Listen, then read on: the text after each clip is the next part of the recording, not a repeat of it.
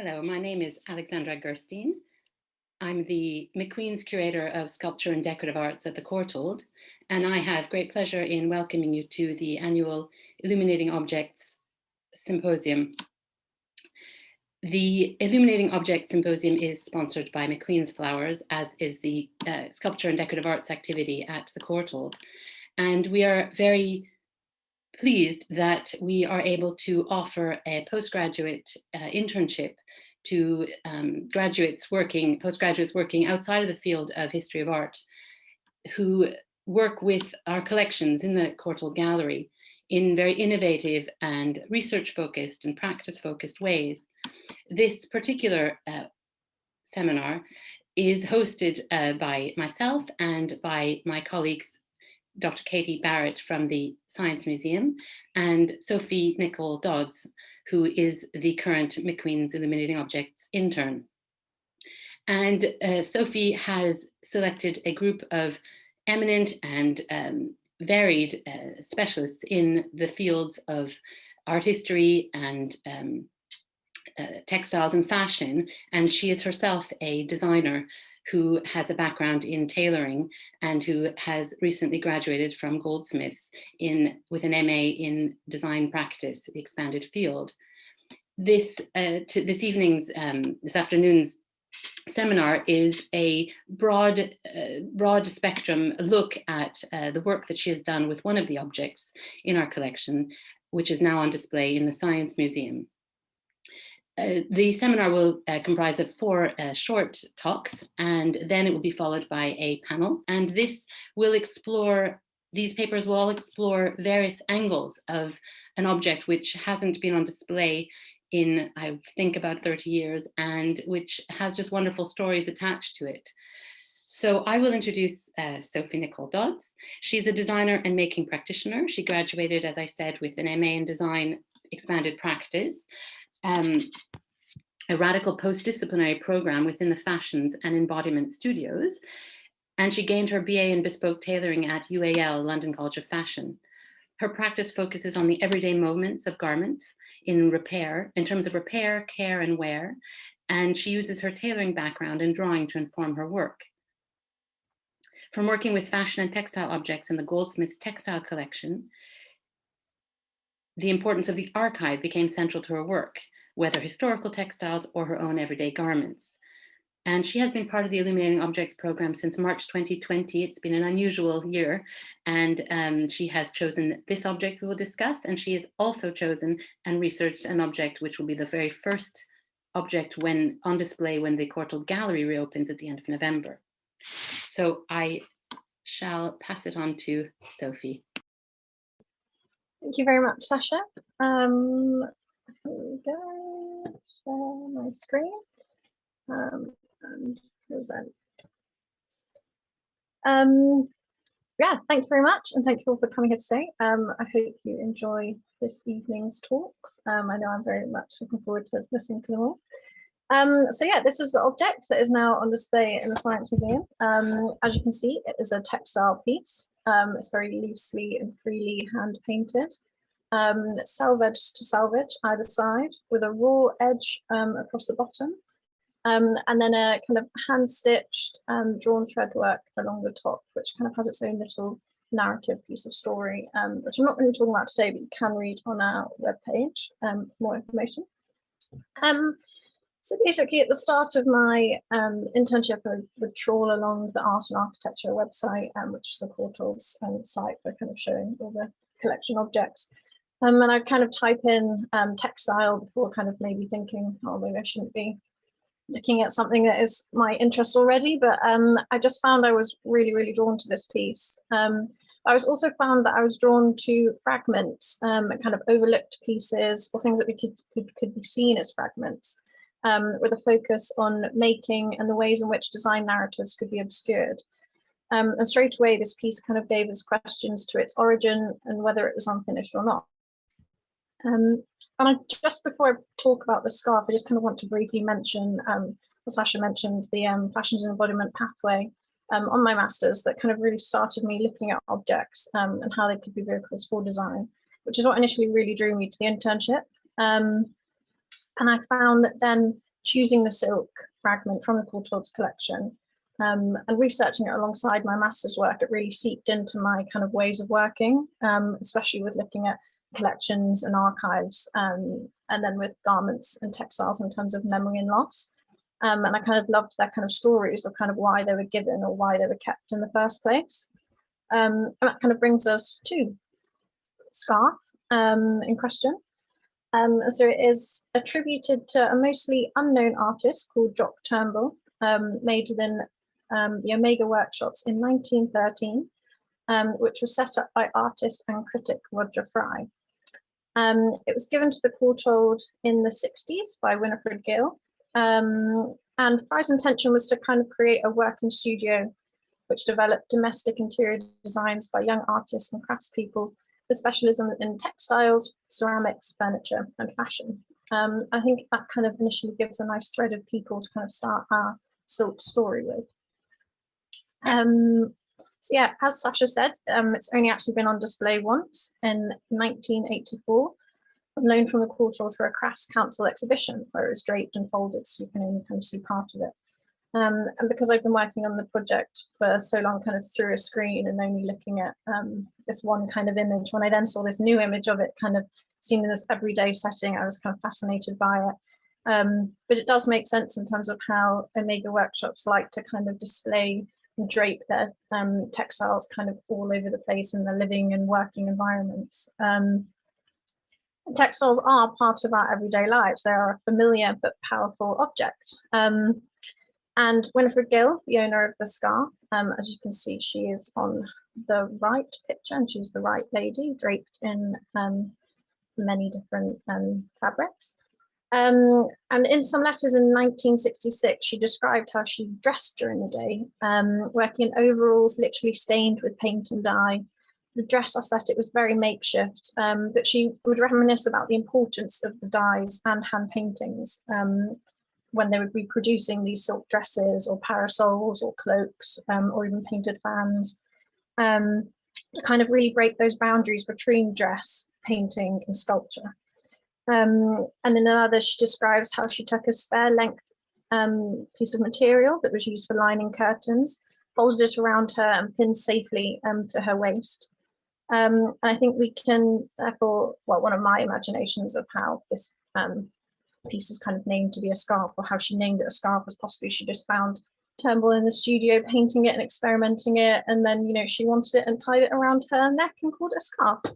But again, it's one of those stories that we'll kind of never quite know, but it's just a piece you can keep on imagining what happened to it. I'm thinking back to those kind of hand-painted pieces. Although the silk is a very abstract piece of shapes, lines, and colours, when viewed horizontally with Matthew, who's the Courtauld technician, and Sasha, who you just met, and Katie, who's due to speak next, we kind of looked at it and saw that it seemed like an aerial view of a landscape. So again, like you might see fields and water of rural England within its abstract forms. And in some of my research about Roger Fry, he wrote an essay of it in aesthetics. And I found this description of a Chinese roll of silk, which I really think perfectly encapsulates John Turnbull's scarf. So it is. Sometimes a landscape is painted upon a roll of silk so long that we can only look at it in successive segments. As we unroll it at one end and roll it up at the other, we traverse wide stretches of country, tracing perhaps all the vicissitudes of a river from its source to the sea. And yet when this is well done, we have received a very keen impression of pictorial unity. And from kind of reading that and looking at the scarf, I then decided to just create kind of some mood boards, visual responses, just using backdrops of film I had from Yorkshire and Hastings, layered with kind of drawings that I'd done, cropped bits of the scarf that I really kind of felt, you know, echoed the heather in the field along the moors, and those kind of like yellow ochre colours, and the patterns, the 2D pattern pieces kind of reflecting those fields as well. And again, in this second one, putting those 2D pattern pieces into a kind of 3D manipulated version of you know, what the silk would look like if it was put onto clothing. Again, just kind of trying to think of how Omega's way of blurring those lines of the decorative arts and dress, something that we maybe do a lot more now, but that was very kind of inventive at the time. And as much question to the origin of the piece, there also came questions to its medium. One side of the research, I was looking at different dyes and chemicals that would have been used, researching the colours and how those specific colours were made in the natural world. So I basically wanted to just test different ideas of kind of using synthetic dyes, watercolour, egg tempera, and just kind of how, they reacted to the silk. Did they stick? Did they, leach freely? You can't really test unless it's a destructive method of what those dyes actually were in the silk. And you obviously can't destroy the silk. But nonetheless, I think we can kind of read a story into the process of the piece from one side to the other. It's kind of like a deliberate pattern in one area, a happy accident in another. And it's very iterative in how it's been made. There are striking parts and more subdued parts.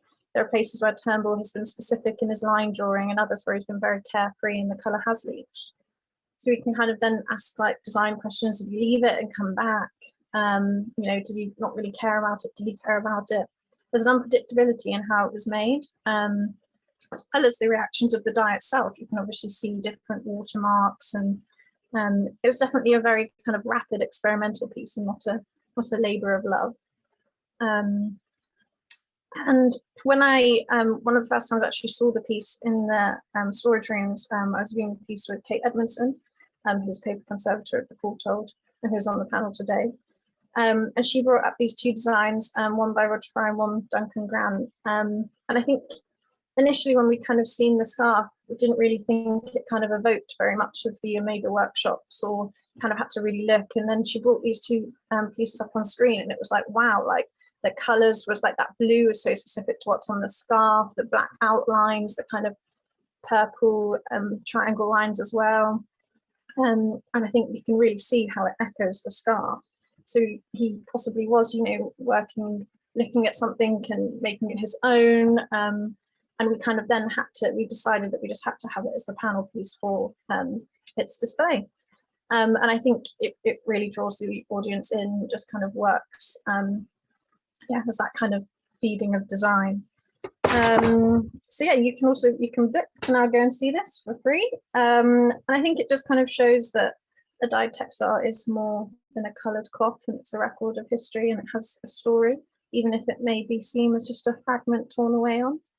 And I think just through drawing and testing the dyes and designing from patterns and silk, was kind of able to understand and draw conclusions in a responsive way. But hopefully when you read about it online or go and see it, you'll kind of see what I felt and saw when I first saw it.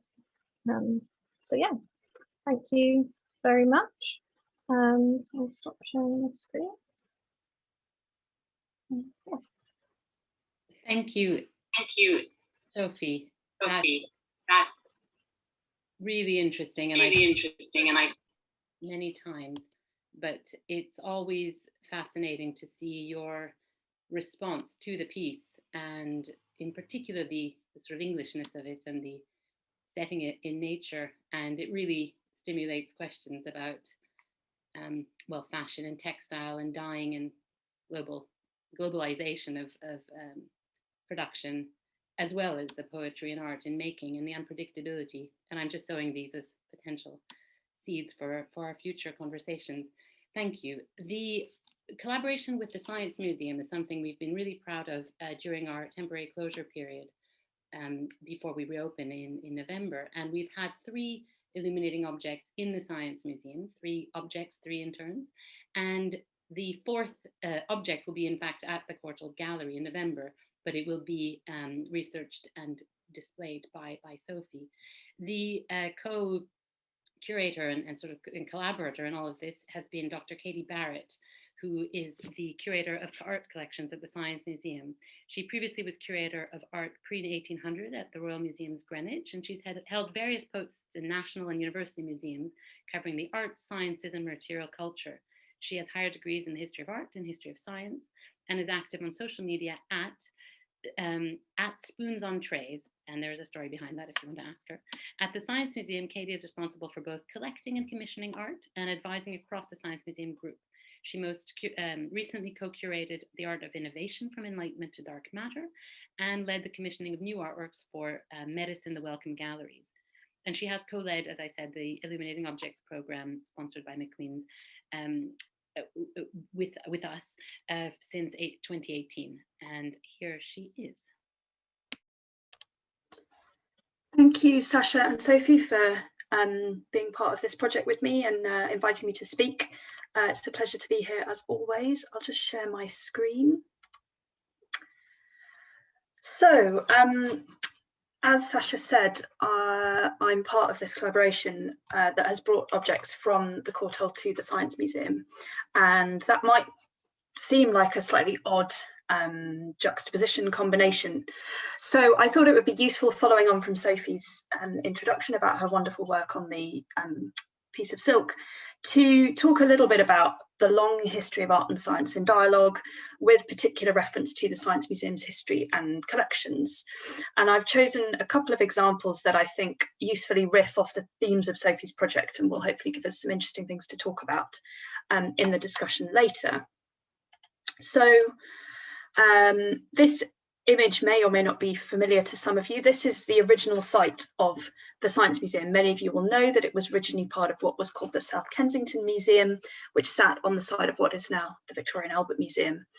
And the collections that made that museum came out of the Great Exhibition of 1851 and included art, design, science, a wide range of collections. And the collections of the South Kensington Museum also included what you could see in this image, the Museum of Patents, in what were affectionately known as the Brompton Boilers, which you could see just beyond the rather nice little house. And those collections included the founding collections of the Science Museum, which in themselves included a rather wonderful project by a man called Bennett Woodcroft, who was the first curator of the Patent Museum and who created his own national gallery of portraits of inventors. And these are just 4 examples of those portraits, which he gathered in various ways over the course of his curatorship, and which formed part of those founding collections of the museum. So art in various ways has been at the heart of the Science Museum, I would argue, from its beginning.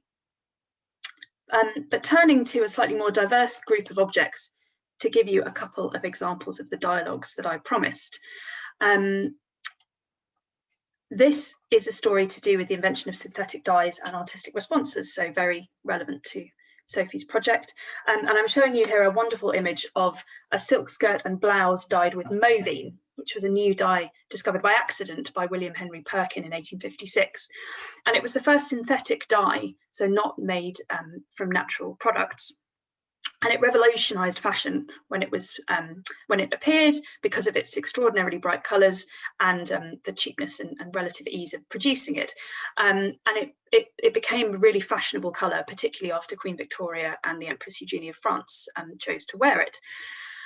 But it might be cheaper to produce. It's also liable to fade. And some manufacturers, such as James Morton, were horrified at how quickly their products faded. Famously for James Morton, he walked past the window of Liberty's and saw his faded products sitting there advertising. But these dyes also horrified artists. William Morris of the arts and crafts movements famously spoke out, criticising the industrial production of artificial dyes as dehumanising workers and commodifying traditional techniques. And Morton, who I mentioned, was a disciple of the arts and crafts movement and chose to change his dyeing technique, both because of the fading and because of his interest in William Morris and his fellow artists. So it's an interesting forerunner to some of the concerns of Fry and the Omega workshops that Sophie's project touched on. This is a story about an interest in materials and materials as a way of understanding the world. So this is a series of 3 objects produced by a man called James Naismith in the 1840s and 50s. He may be known to some of you as an inventor, most famous for inventing the steam hammer, but he's less well known as an astronomer and artist who published a seminal book on the moon in 1874. And this book was particularly noteworthy for the photographs that it included, which seemed to show the lunar surface in extraordinary detail. Now they did, but not in the way we might expect from direct photography. In fact, as these three images on my slide show you, he went through a complicated process of drawing the moon from direct observation, the image you can see on the left, turning his drawings into plaster models, which you can see in the middle, and then lighting and photographing those plaster models to create the depth, particularly of craters and mountains that he saw on the moon in the photographs in his book. And he wrote really interestingly about the means of seeing and understanding that he thought this process gave him, and the combination of hand and eye that were crucial to being the artist and astronomer involved in this process. And he's interesting as well because his father was Alexander Nasmyth, the painter who used plaster sets in the development of his landscape paintings. So there's an interesting connection between Nasmyth's understanding of seeing landscape, seeing the shape of contours of land as he was on the moon, through understanding things through plaster. This image gives you a story about science as inspiration and different types of imaging techniques. So these may be known to some of you. These are fabric designs from the Festival of Britain in 1951. The scientist Helen McGaw was invited to work with a group called the Festival Pattern Group, who were responsible for creating designs for use in decorative objects and furnishings for the festival and also for sale to the public. And what they were doing was using images from a process called X-ray crystallography. And that's the science that emerged in interwar Britain, determining atomic structures by bombarding crystals with X-rays. And that produced images which are called diffraction patterns, where the X-rays bounce off a crystalline structure, leaving a pattern of spots on a photographic plate. And McGaw gave the Festival Pattern Group various of these images to work with as inspiration. And here we have some designs that were done from the structure of hemoglobin. And they were used for all different parts of the festival. So from the interior design of the main regatta restaurant of the festival in what is now the Royal Festival Hall. And that included the wallpaper, the menu, the curtains, chairs, even the ashtrays. But the seats of the festival cinema, souvenirs, dress fabrics, tea sets, all got made using a wide range of these designs from X-ray crystallography. Now, McGaw responded with mixed feelings to some of these designs that were picked up by various different companies, particularly commenting on what she saw as the lack of legitimacy of some of those designs in their relationship to the original scientific images. So there's an interesting discussion to be had here about how we read an image for information versus aesthetic enjoyment, and how scientists and artists work together, or indeed differently, in terms of using images and understanding them for different purposes. My last example is a story about drawing to understand things, which I thought particularly nicely related to Sophie's creative responses. So this is a sketchbook produced by Barbara Hepworth from observing surgery in 1948, specifically a procedure called defenestration of the ear, which she saw undertaken by Garnet Pass at the London Clinic. And in fact, it's interestingly a unique record of a now obsolete surgical process. If we remember that 1948, this period is before the birth of the NHS, when people had to pay for medical procedures. And Hepworth got to know surgeons through procedures that were needed by her daughter, and was then invited to observe and sketch various procedures in Exeter and London. And this sketchbook is a unique example of her observations in those surgeries, and it represents essentially a kind of shorthand visual notes which she made while observing those surgeries, because of course she had to keep up with the process, and they're annotated with equipment, activity, stages of operation, and her comments on composition and colour and ways she might want to change them. And from the sketchbook, she made a series of paintings, including ones now in the tape, which we can connect directly to pages of the sketchbook. But she also talked about her experiences of doing this work, and they're relatively rare figurative paintings in her oeuvre. She's of course best known as a sculptor. And she talked about her interest in the relationship between the surgeon's hands and the artist's hands, and particularly in the process of defenestration, the relationship of the chisel that was used by the surgeon to, of course, her use of the chisel in sculpting.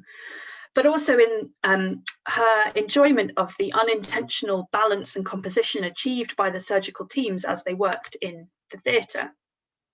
And she also discussed her experience of this as crucial to her own ongoing understanding of sculptural compositions and balance in the sculptures that she went on to produce.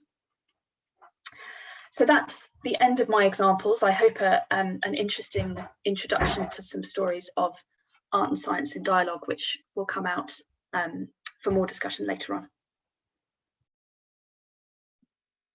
Thank you, Katie. That was perfectly pitched and ended with a really fascinating review of sculptors observing medical chisels, etc. We will discuss, as you say, further the overlap of science and art. Now I'd like to introduce Ben Anguin, who is a PhD candidate at Kingston University in London. His thesis presents new research on the Omega workshops and its engagement with modern British theatre, its complex relationships with female patrons, and its little-known transatlantic ventures. In 2018, he co-curated the exhibition Mantelpiece Modernism, which it looks like I'm presenting, but in fact he is, but you can see the slide on the screen. And with his friend and collector, David Herbert. He holds, Ben holds an undergraduate and postgraduate degrees in museum and gallery studies and art history, and has previously held positions in curating on British, and research on modern British art at Tate Britain and the Southwark Art Collection. He has published in the journal Interiors, and he's also been involved in discussions with me and with other members of staff on the redisplay of the Bloomsbury collection. And he always has really interesting insights into patronage, and I will let him speak. Hello everybody, thank you Sasha for that introduction, and thank you Sophie for the invitation to be part of today's seminar and be a part of this fascinating discussion. So as Sasha said, in autumn 2018, I co-curated an exhibition called Mantelpiece Modernism, the Omega Workshops, Bloomsbury and Gordine, with my friend David Herbert, a collector of modern British fine and decorative arts, who over recent decades has formed a very significant collection of objects produced by the Omega Workshops and by its wider Bloomsbury associates. And what I want to do first is spend a bit of time talking you through the exhibition to give an idea of its size and scope, and the sorts of objects and content which was included. I'll then move on to discussing the aims and approaches we each had as co-curators, me as an art and design historian, David as a collector, and also what were those of the museum, working alongside two external curators. I then want to open up the discussion to how we consider the complexities which surround objects and object-driven histories, and what factors influence their analysis and presentation, since objects are so fundamentally connected to a range of both academic and creative disciplines, and even the environments in which they exist, which ultimately shape the way we see, interpret, and engage with them.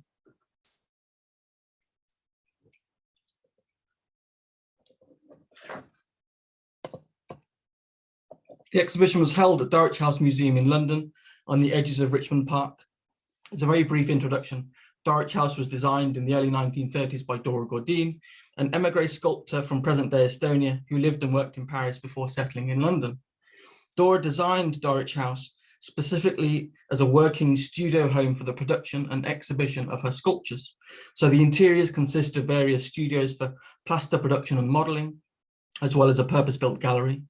Even the movement of her sculptures within the building and their transport to and from it were all considered. And almost as an aside, located on the upper floors, there is a modest flat and roof terrace where Dora and her husband, Richard Hare, lived and entertained guests. The premise of Mantelpiece Modernism was to reimagine the mantelpieces and overmantels within the museum by exploring the creative boundaries between domestic and studio interiors and the ways in which artists have curated and engaged with their own environments. And so for the exhibition, the mantelpieces and their surrounding architecture, such as the overmantels and hearths, were all explored as sites of public and private curation and as a platform for modernist creative practice, striking conversations between objects produced by the Omega Workshops, artists of the Bloomsbury Group, and with the museum's own extensive collections of modernist sculpture and decorative arts. Historical photographs of Dulwich House interiors provided a revealing insight into how Dora and her husband repeatedly arranged and curated the many mantelpieces and overmantels. These historical photographs help guide and inform David and I and our reimagined exhibition displays. These are from the 40s, early 50s, and two later ones. The exhibition's introduction started in the large modelling studio on the first floor.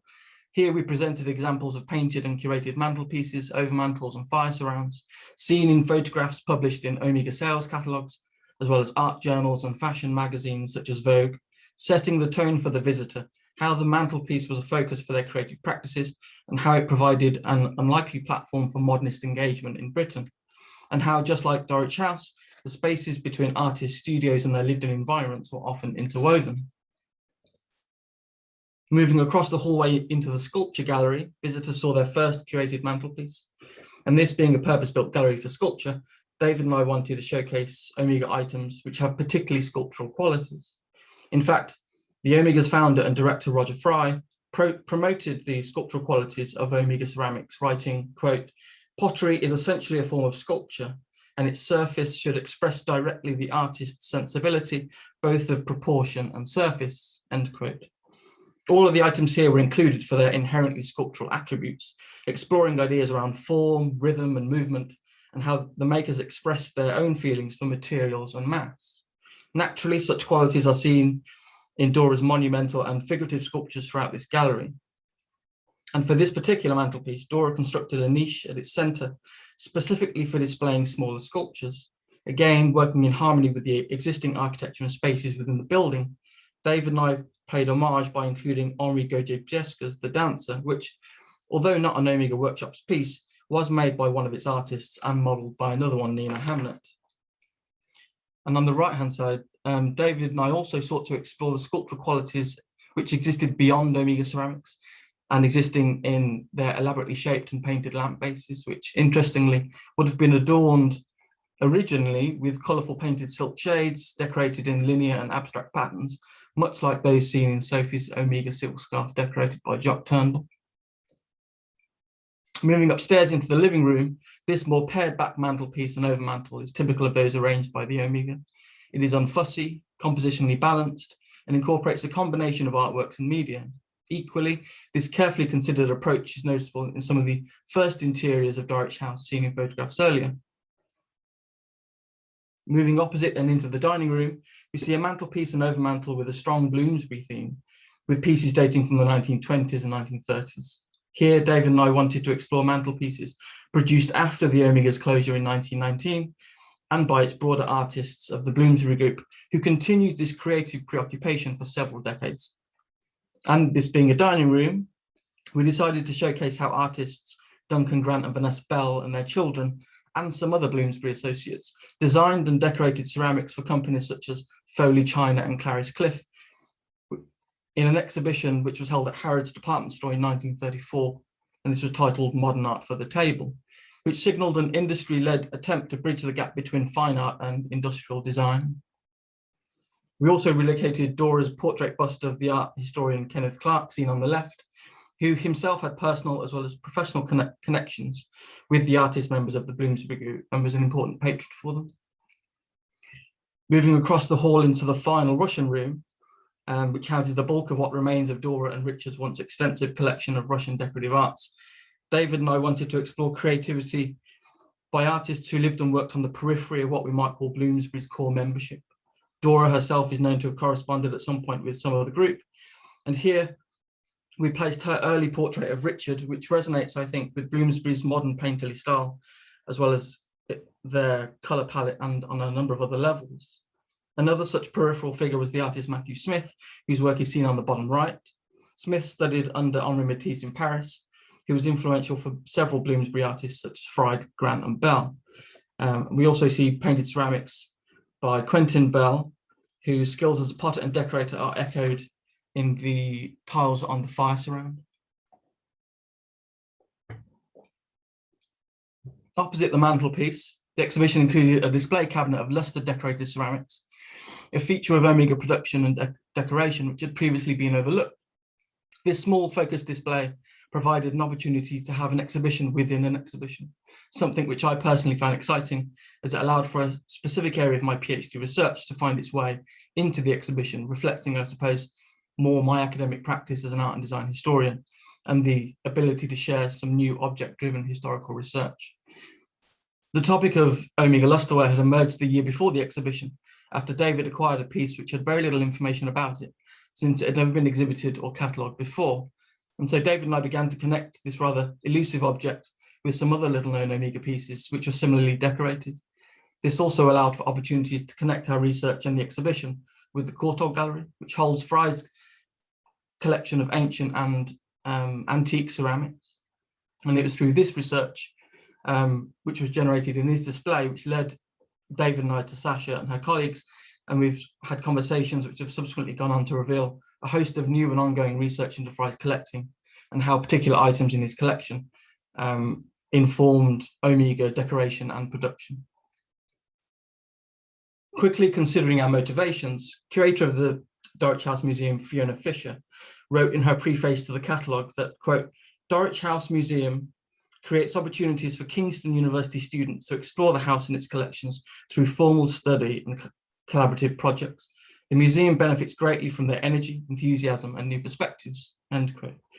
And from very early discussions, Fiona and I were conscious that we did not just want to hang Omega objects on mantelpieces or over mantles. We wanted to be much more considered, to look at objects more closely and explore any associated themes, which would force conversations with the museum's interiors and its histories, as well as its collections.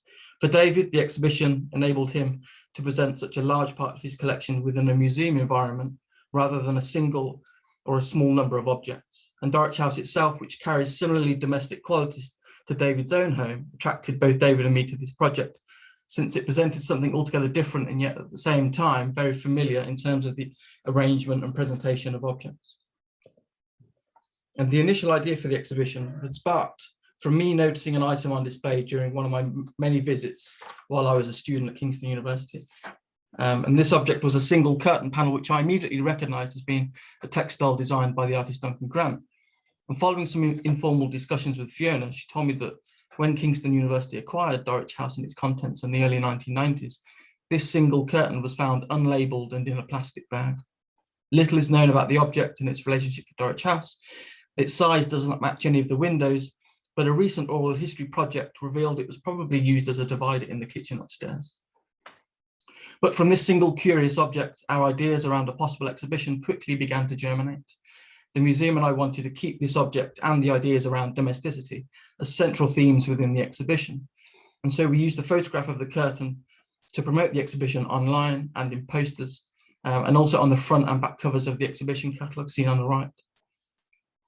What this example demonstrates, and also Sophie's work with Jock Turnbull's Omega scarf, is that single objects have the capacity to inspire both creative and historical engagement and generate new research. Curators, historians, conservators, collectors, and designers, through each of their disciplines, they can construct personal relationships with objects, which all add to the layers and layers of understanding and how we interpret them. Objects themselves are inherently emotive and poetic, as their production and function are directly related to people and to places. There are also spaces which further shape these object interpretations, such as museums like Dulwich House or the Science Museum or the Courtauld, or indeed David's own home.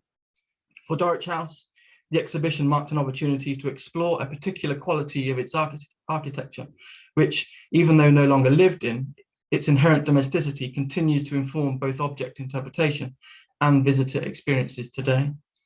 Naturally, each academic and creative discipline and environment present their own boundaries and challenges in how we might approach objects and interpret them. Our knowledge and our methodologies shape and inform our relationships with objects. And in our work, whose job it is to work with objects, we must consider how we communicate those relationships, whether it be a public museum or a private home or in an exhibition catalogue. So to close, it is only by crossing these boundaries and overcoming these challenges, which we can achieve by collaborating and working together and by adopting new methodologies, that we can produce new object-led research and object interpretations. Thank you. Thank you, Ben, for that sort of whistle-stop tour through the exhibition you co-curated. And I think it's pertinent that we're ending in a way with that textile that framed your thinking, and that we are now turning to Ruby Hoet, who is a designer, researcher, educator, seeking to expand what constitutes fashion practice through inclusive and experimental modes of engaging and producing fashion. By framing the fashion object as an artifact carrying traces of social, cultural, and economic interactions, her work unpicks and reconfigures relationships between garment and system, theory and practice. Ruby's practice is interwoven with her role as senior lecturer in design at Goldsmiths, where she contributes to the MA Design Expanded Practice, a radical post-disciplinary program that we've heard about, a space to experiment with alternative ways of operating within and beyond fashion. So I will turn over to her. Hi, thank you very much. And thank you, Sophie, for inviting me to be part of this session today. So let me just share my screen.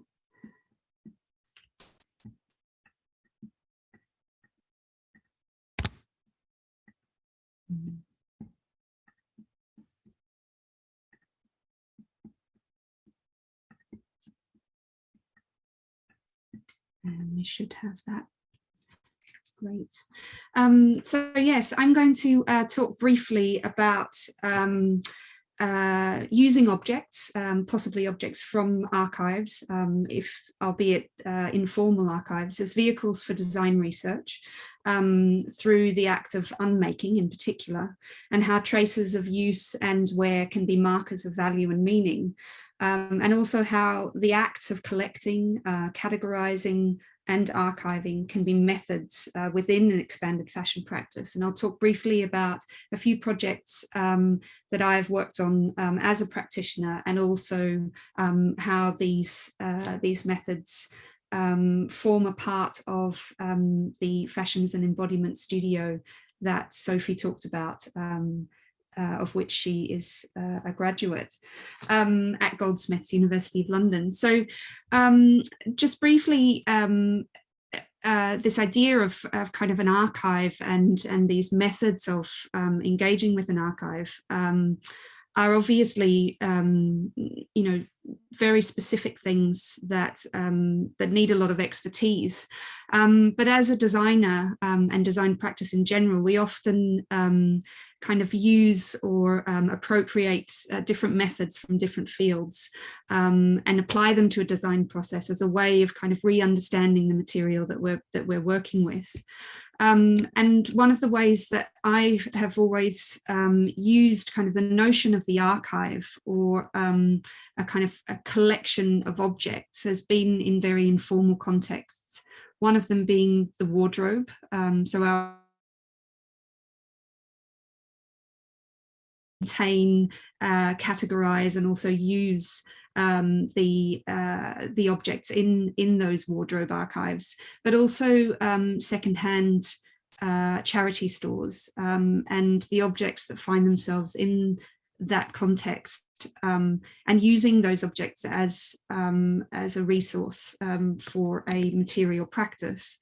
So kind of taking this archive as a raw material, reconfiguring it, and starting to explore what that might mean if it becomes part of a visual or material design process, and in this case, kind of recontextualizing those used garments back onto the body. The other approach that's been very key to this, which is kind of the antithesis of what we generally associate with kind of archive practices, or the sort of conservation of objects, is this idea of unmaking.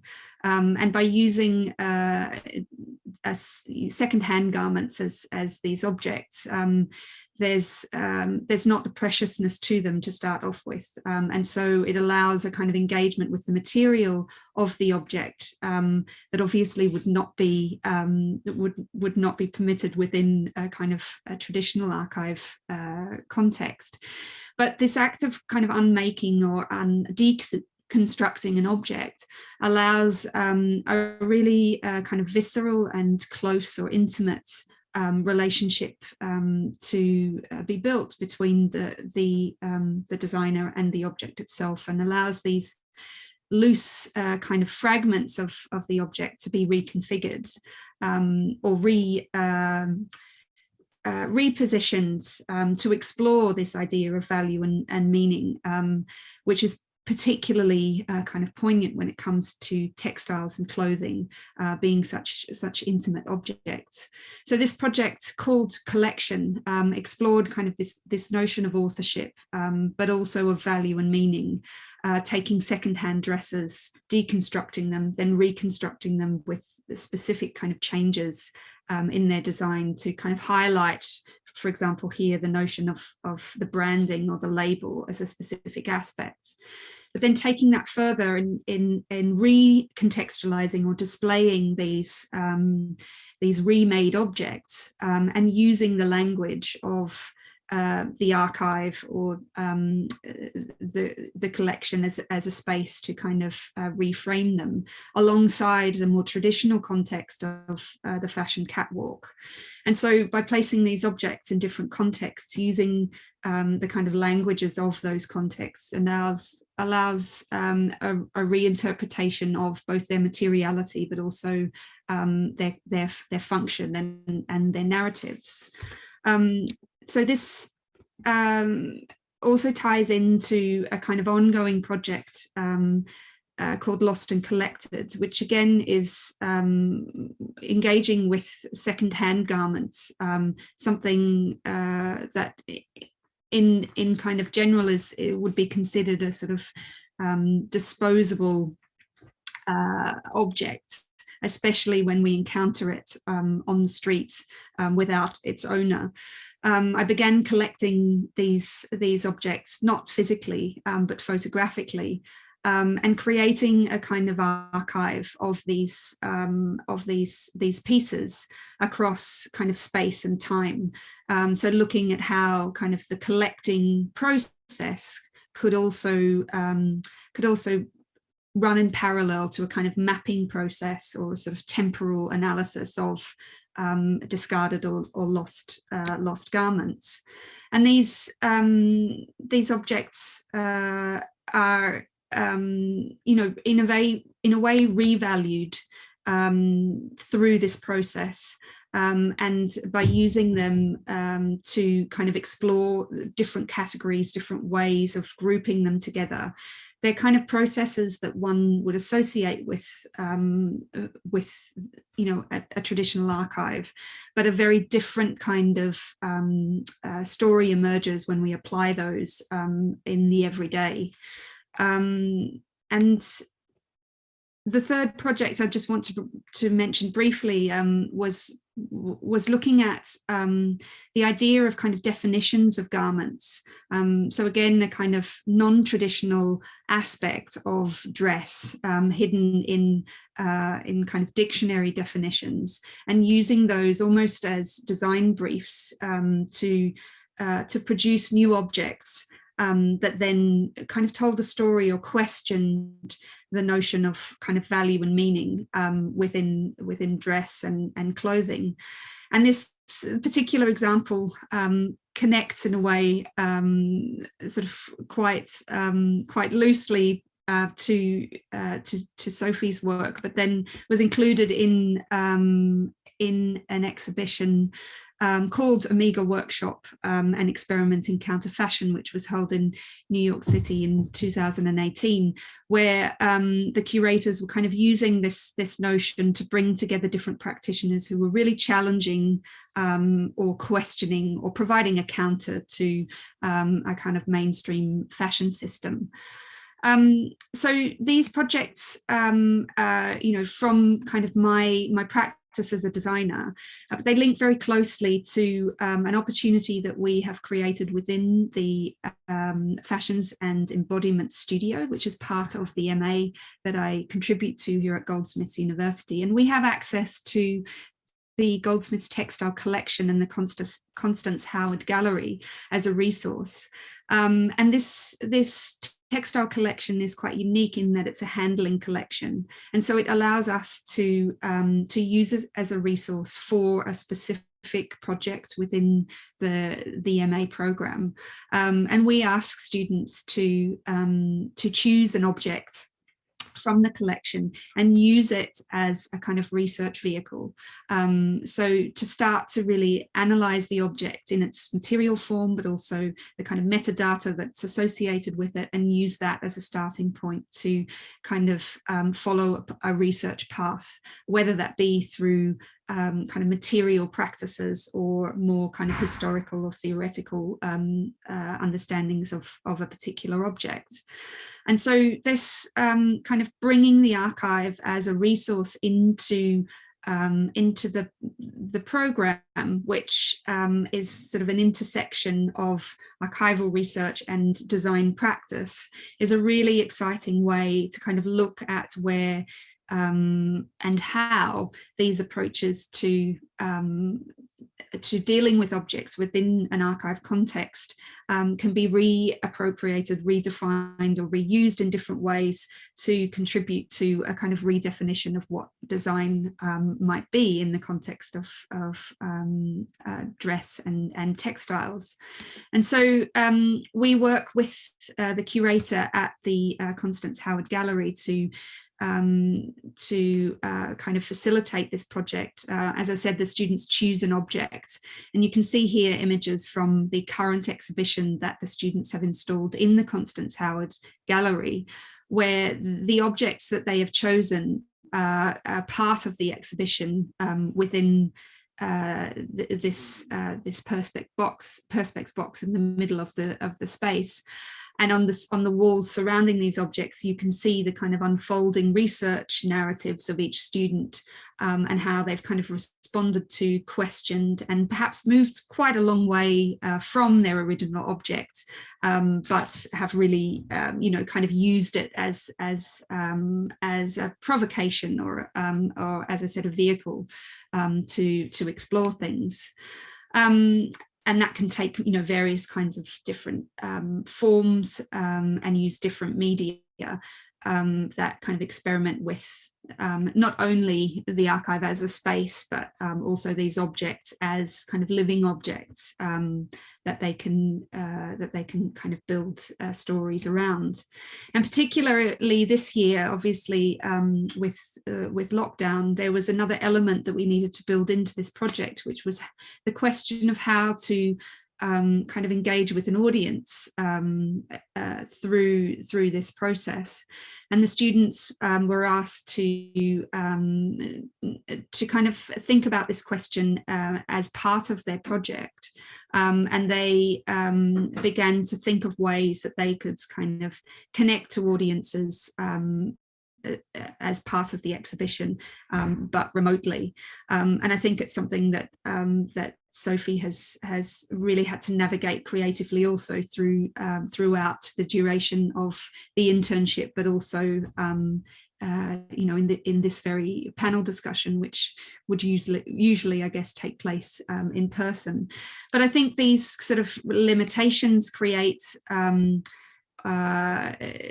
they give opportunities for sort of creative solutions or the rethinking of how we might engage with archives and how an audience might gain access, not only through sort of the objects or the collections being placed online themselves, but through kind of interpretations then being shared in different ways. So I'll leave it there. Hopefully this has kind of linked in or complemented the previous speakers, and also the work that Sophie has done in terms of both a kind of creative practice or design practice, but also from the point of view of an educator facilitating engagement, student engagement with the archive. Thank you. Thank you, Ruby. That was really fascinating and very relevant, and even to the point that there's an exhibition in New York City in 2018 called Omega Workshops. Who knew? I think this is the moment when everyone comes on screen. We have a few questions.